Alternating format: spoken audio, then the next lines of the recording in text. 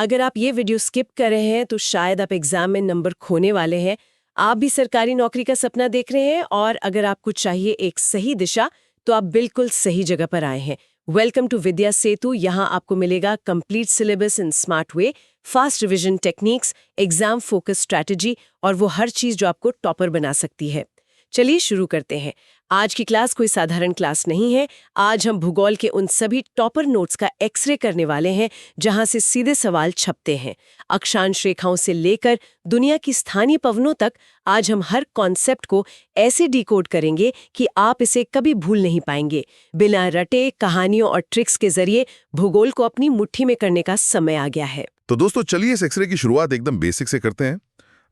अगर हम भारत के एक विशाल नक्शे को अपने दिमाग में लाएं तो सबसे पहले नजर उन लकीरों पर जाती है जो पूरे नक्शे को एक ग्रिड में बांटती हैं। अक्षांश या लैटिट्यूड्स वो 8 डिग्री 4 मिनट नॉर्थ से शुरू होकर 37 डिग्री 6 मिनट नॉर्थ तक जाती हैं, है ना? एग्जैक्टली। और इसका सीधा सा मतलब यह है कि हमारा देश नीचे गर्म जलवायु से शुरू होकर ऊपर उपोष्ण यानी थोड़े ठंडे इलाके तक फैला हुआ है।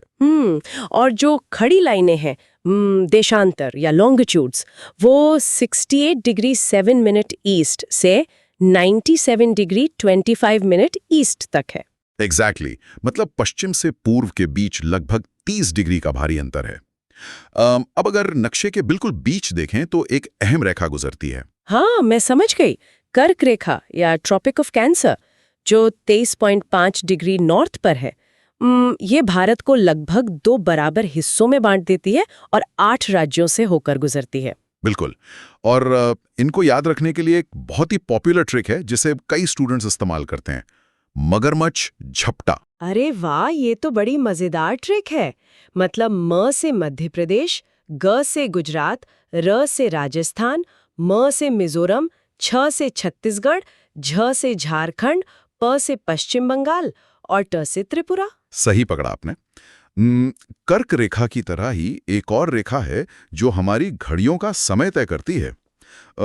भारत का मानक समय यानी IST 82.5 डिग्री ईस्ट देशांतर से तय होता है। अच्छा, जो प्रयागराज के नैनी या मिर्जापुर के पास से गुजरती है। बिल्कुल। और ये ग्रीनविच मीन टाइम से 5.5 घंटे आगे है। ये कुल 5 राज्यों से गुजरती है, यूपी, MP, छत्तीसगढ़, ओडिशा और आंध्र प्रदेश। मैं सोच रही थी अगर हम इन दोनों रेखाओं मतलब कर्क रेखा और मानक समय रेखा को नक्शे पर एक साथ देखें तो ये कहीं ना कहीं एक दूसरे को काटती भी होंगी। हाँ, और यहीं से एक शानदार विजुअल बनता है एग्जाम के लिए। जब ये दोनों लाइनें एक दूसरे को काटती हैं तो एक क्रॉस हेयर बनता है, बिल्कुल किसी स्नाइपर गन के निशाने की तरह। ये जंक्शन छत्तीसगढ़ के कोरिया जिले में बनता है, जो अच्छों को फंसा देता है। हाँ, मैं समझ गया। माही नदी वाला ट्रैप। माही नदी अपनी भौगोलिक ढलान के कारण कर्क रेखा को एक बार नहीं बल्कि घूमकर 2 बार काटती है। और इसी से जुड़ा एक और फैक्ट है कि झारखंड की राजधानी रांची एकदम कर्क रेखा के ऊपर ही स्थित है। ये तो सच में फंसाने वाला सवाल है। अब अगर हम देश के अंदर की इन रेखाओं से बाहर निकलकर बाहरी सीमाओं की बात करें तो वहां भी बड़ी दिलचस्प कहानी है। बिल्कुल है। भारत की सबसे लंबी अंतर्राष्ट्रीय सीमा बांग्लादेश के साथ है, जो 4096 किलोमीटर लंबी है। इतनी लंबी? लेकिन वो तो नक्शे में इतना बड़ा नहीं दिखता। इसका कारण ये है कि वहां ढेर सारे दलदल और नदियां हैं जो सीमा को बहुत टेढ़ा-मेढ़ा और घुमावदार बना देती हैं। वहीं सबसे छोटी सीमा अफगानिस्तान के साथ है, मात्र 106 किलोमीटर, जो लद्दाख क्षेत्र में लगती हैं। और इन सीमाओं के लच्छाते लिए जो अंतर्राष्ट्रीय रेखाएं खींची गईं, उनका इतिहास जानना भी तो जरूरी है ना? सही कहा। 1896 में भारत और अफगानिस्तान के बीच डुरंड रेखा खींची गई थी। फिर 1914 में शिमला समझौते के तहत भारत और चीन के बीच मैकमोहन रेखा बनी और 1947 में विभाजन के समय रैडक्लिफ रेखा आई। यहाँ एक नाम ऐसा है जो किसी भी इंसान को भारी कंफ्यूजन में डाल सकता है, पाक जल संधि या पाल्क स्ट्रेट। नाम में पाक सुनकर कोई भी इसे पाकिस्तान टिक कर देगा और एग्जामिनर यही चाहता है। लेकिन पाक जल संधि का पाकिस्तान से दूर दूर तक कोई लेना देना नहीं है। ये भारत के तमिलनाडु और श्रीलंका के बीच का समुद्री रास्ता है। इसका नाम ब्रिटिश गवर्नर रॉबर्ट पाल्क के नाम पर रखा गया था। तो ये एक बहुत बड़ा ट्रैप है स्टूडेंट्स के लिए। इन खींची हुई सीमाओं के अलावा हमारी कुछ प्राकृतिक दीवारें भी हैं, जैसे उत्तर में खड़ा विशाल हिमालय। बिल्कुल, लेकिन हिमालय को अक्सर नवीन वलित पर्वत या यंग फोल्ड माउंटेन कहा जाता है। हाँ, ये बात मुझे हमेशा थोड़ी अजीब लगती है। कोई पहाड़ जो लाखों साल पुराना है, वो नवीन या यंग कैसे हो सकता है? ये भूविज्ञान के टाइम स्केल का कमाल है। इसे एक कागज के उदाहरण से समझते हैं। अगर एक कागज को टेबल पर रखकर दोनों तरफ से अंदर की ओर धकेला जाए तो कागज बीच से मुड़कर ऊपर उठ जाएगा, है ना? अच्छा, तो मतलब टेक्टोनिक प्लेट्स भी ऐसे ही टकराई थीं? बिल्कुल। यूरेशियन प्लेट और भारतीय प्लेट के आपस में टकराने से हिमालय का निर्माण हुआ। पृथ्वी के इतिहास में ये घटना हाल ही की है, इसीलिए ये यंग है। इसमें ट्रांस हिमालय सबसे पुराना हिस्सा है, जहां केटू चोटी है और हिमाद्री में एवरेस्ट जैसी चोटियां हैं। और क्योंकि ये पहाड़ अभी भी दबाव में हैं, तो इनके बीच में कुछ दरारें या फॉल्ट लाइंस भी पाई जाती होंगी? एकदम सही। वृहद और मध्य हिमालय के बीच जो फॉल्ट है उसे MCT यानी मेन सेंट्रल थ्रस्ट कहते हैं। हाँ। और मध्य और शिवालिक हिमालय के बीच की दरार को MBF यानी मेन बाउंड्री फॉल्ट कहा जाता है। अच्छा, तो दक्षिण और मध्य भारत के पहाड़ों की कहानी क्या है? मतलब क्या अरावली पर्वत भी ऐसे ही टकराने से बने हैं? नहीं, अरावली की कहानी हिमालय से बहुत पुरानी है। ये कभी हिमालय जितना ही विशाल हुआ करता था, लेकिन करोड़ों सालों की मौसम की मारने से घिस गया है। अब यह सिर्फ एक अवशिष्ट या रेलिक्ट पर्वत रह गया है, जिसकी सबसे ऊंची चोटी गुरु शिखर है। और विंध्याचल और सतपुड़ा? वो ब्लॉक पर्वत हैं। जब जमीन के दो बड़े हिस्से अपनी जगह पर रहें और उनके बीच की जमीन नीचे धंस जाए तो अगल बगल के हिस्से पहाड़ जैसे लगते हैं। इसी धसी हुई जमीन को रिफ्ट वैली कहते हैं और विंध्याचल व सतपुड़ा के बीच की इसी दरार से नर्मदा नदी बहती है। अरे वाह, ये तो पूरा एक सिस्टम है। और जहां पश्चिमी घाट और पूर्वी घाट आकर आपस में मिलते हैं, उस जंक्शन को नीलगिरी या ब्लू माउंटेन कहते हैं ना? बिल्कुल। और इसकी सबसे ऊंची चोटी दोदा बेटा है। इन पहाड़ों के किनारों पर जो तटीय मैदान हैं, उनके भी नाम हैं। पश्चिमी तट को कोंकण, कन्नड़ और केरल में मालाबार तट कहते हैं। मालाबार तट अपने कयाल या बैकवाटर्स के लिए मशहूर है। और पूर्वी तट पर? वहां उत्तरी सरकार है और तमिलनाडु के तट को कोरोमंडल तट कहते हैं। इस कोरोमंडल तट पर लौटते हुए मानसून से सर्दियों में बारिश होती है।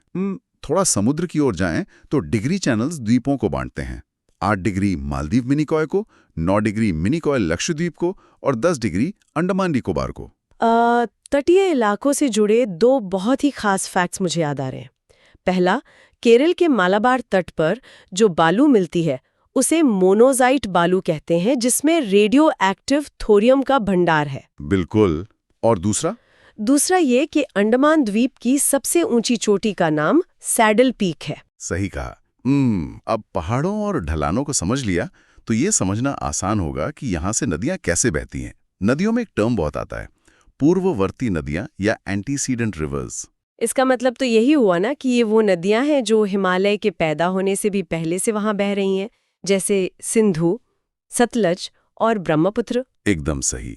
सोचिए, एक तरफ जमीन ऊपर उठकर पहाड़ बन रही थी और दूसरी तरफ ये नदियों से आरी की तरह काट रही थी। इसीलिए इन्होंने ऊंचे पहाड़ों को काटकर गहरी वी आकार की घाटी या गार्ज बना दिए हैं। सिंधु नदी तंत्र को समझना भी एक पूरा गणित है। उत्तर से दक्षिण की ओर इसकी नदियों का क्रम याद रखने की एक बेहतरीन ट्रिक है झया, छी, राव्या, सायज, यानी झेलम, चिनाब, रावी, व्यास और सतलज। और इस पानी का बंटवारा 1960 के सिंधु जल समझौते से होता है। ऊपर की 3 नदियों का 20% पानी भारत इस्तेमाल करता है और नीचे की 3 का 80%। व्यास पूरी तरह भारत में ही बहती है।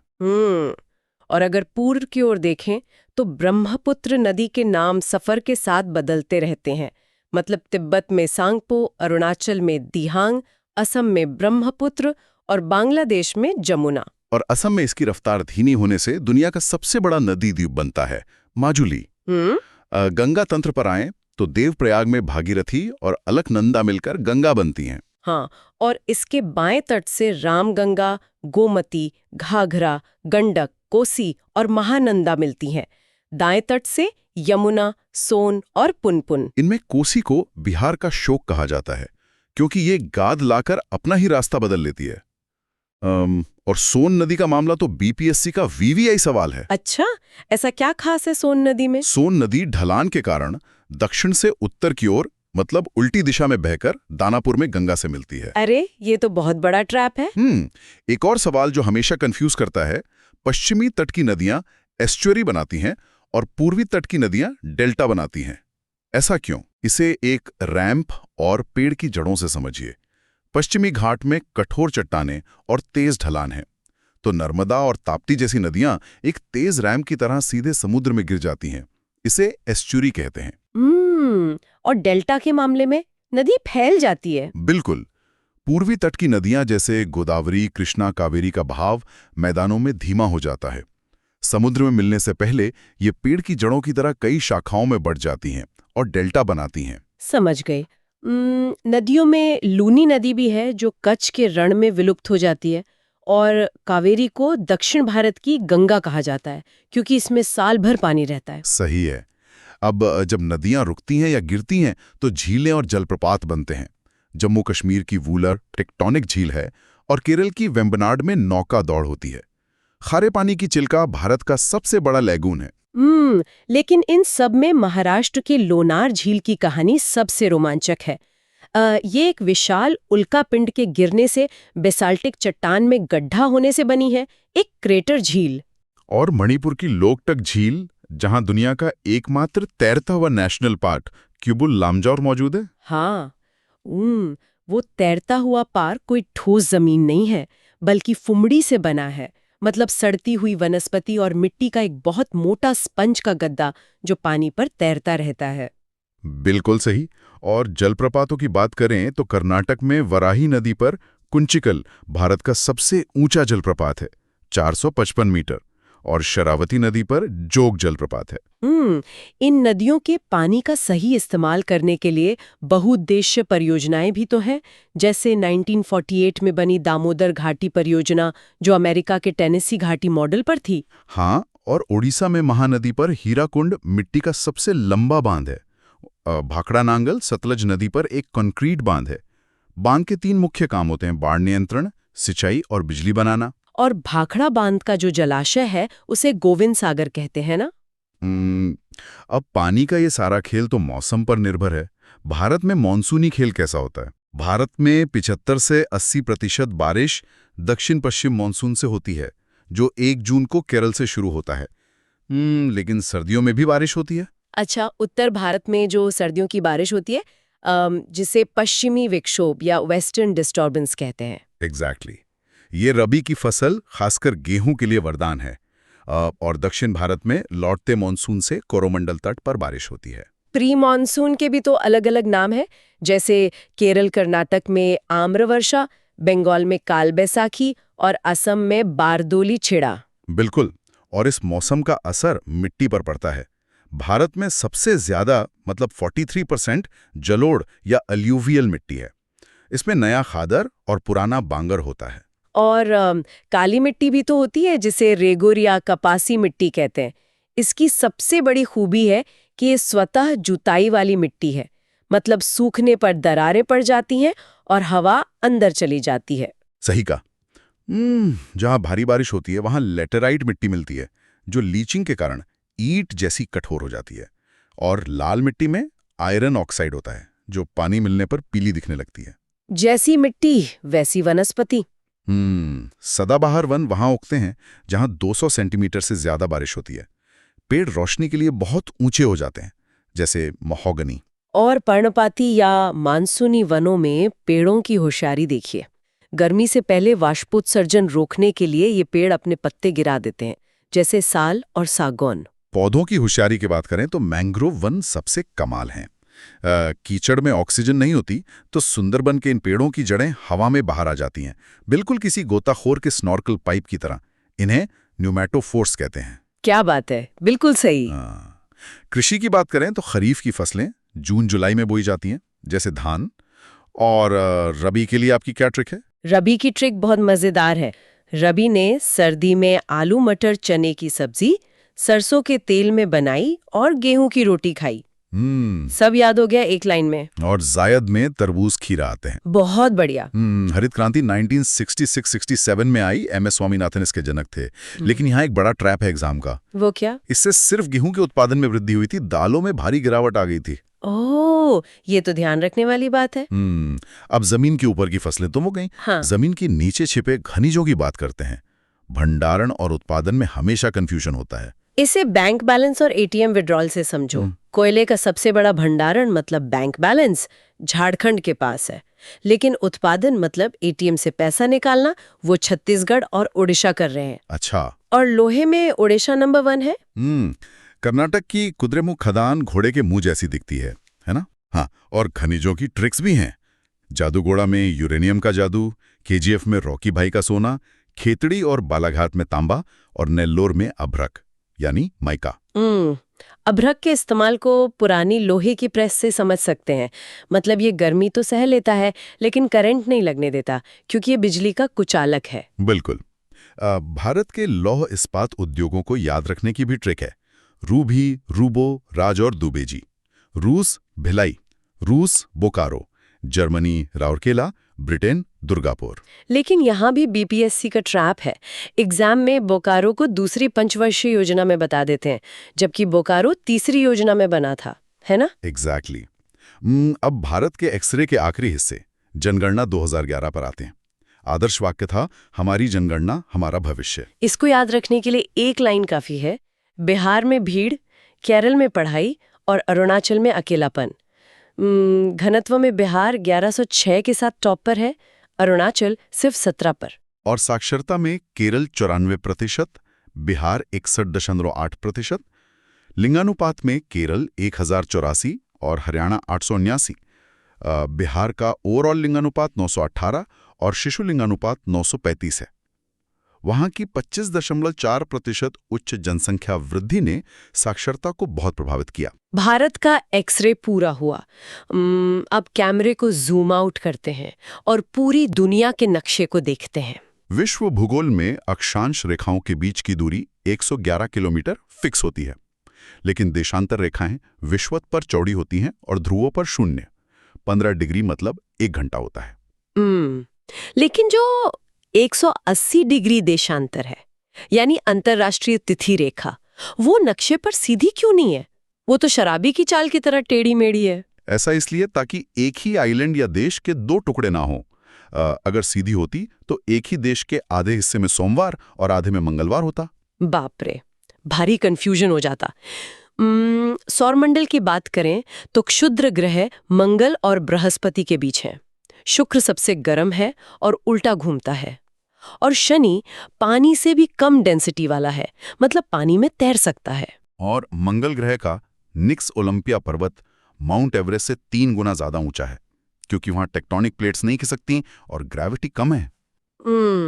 और दुनिया की प्रमुख जल संधियां या चोक पॉइंट्स, जिब्राल्टर भूमध्य सागर की कुंजी है, मलक्का सबसे लंबी है, हॉर्मोज से ऑयल ट्रेड होता है, और बाबल अलमंडेब को आंसुओं का द्वार कहते हैं, जो लाल सागर और अदन की खाड़ी को जोड़ता है। घरासाई मैदानों को भी ट्रिक्स से याद करते हैं। गर्म मैदानों के लिए सब आना अफ्रीका में मतलब सवाना, ब्राजील में कैंपोज और वेनेजुएला में लानोस। और ठंडे मैदान प्रेरीज रोटी की टोकरी है। स्टेपीज समुद्र से इतने दूर हैं कि वहां एक भी पेड़ नहीं होता। अर्जेंटीना में पंपास, द अफ्रीका में वेल्ड और ऑस्ट्रेलिया में डाउन्स, क्योंकि वो मैप में डाउन अंडर है। आखिर में स्थानीय हवाएं। इटली में सिरोको नाम की हवा से रक्त वर्षा होती है, क्योंकि वो सहारा से लाल रेत लाती है। और चिनूक को स्नो ईटर कहते हैं, जो बर्फ पिघला देती है। और हर्मटान डॉक्टर हवा है, जो अफ्रीका में चिपचिपी गर्मी से राहत दिलाती है। दुनिया सच में इंटरकनेक्टेड है। बिल्कुल। भूगोल सिर्फ नक्शे और रटने वाली लाइनें नहीं है, ये तय करता है कि किस देश की अर्थव्यवस्था कैसी होगी, कहाँ से तेल गुजरेगा और कहाँ कौन सी फसल उगेगी। सोचकर देखिए, अगर हिमालय नहीं होता तो क्या भारत का मॉनसून और भारत का इतिहास ऐसा ही होता? इस सवाल के साथ आपको छोड़कर जा रहे हैं। दोस्तों, मुझे उम्मीद है कि ये क्लास आपके करियर में एक टर्निंग पॉइंट साबित होगी। चैनल को सब्सक्राइब करें और अपने सपनों की तैयारी को आज से ही नेक्स्ट लेवल पर ले जाएं। विद्या सेतु, आपकी सफलता का सबसे मजबूत सेतु। जय हिंद।